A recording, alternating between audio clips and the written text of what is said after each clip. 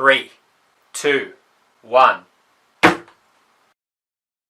It's winter time in Canberra, and that means hot chocolates, big coats, and freezing cold nights.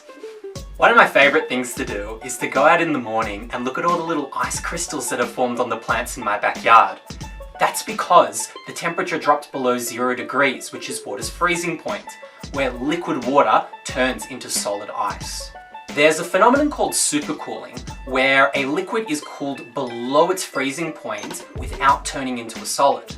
So is it possible to do this with water? To find out, let's do an experiment.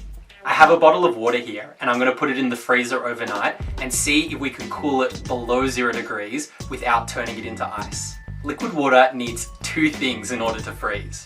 First, it needs to be cooled below its freezing point, which for water is 0 degrees. The water molecules that are moving past each other can snap into crystal formations, which forms an ice block. But we need to meet a second condition. These crystals can't form spontaneously. They need an original seed crystal on top of which they can build. We call this a nucleation site.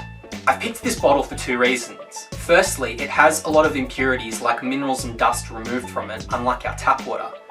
These impurities can act as nucleation sites, so we don't want them in our bottle. Secondly, the bottle is rectangular, which means I can put it in the freezer without it moving around a lot. That's also important because if you move the water in the right way, water molecules might line up to form a single crystal, which acts also as a nucleation site, and we don't want that either. So I have here a bottle of water I just pulled out of the freezer, and as you can see, it's still liquid. But what happens if we give it a bang? Will something change? Okay, 3, 2, 1.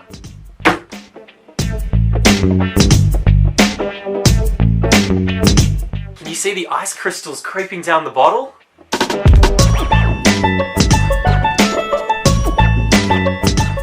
And now, the bottle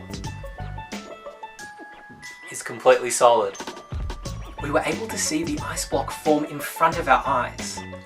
That's because we successfully supercooled the water below its freezing point, but also removed all the nucleation sites so ice crystals didn't start forming.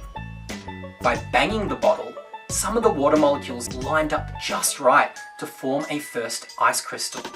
This became a nucleation site, and from this, the ice block was able to grow. You can try this out for yourself at home.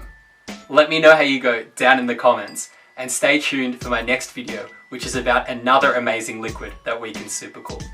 Happy sciencing!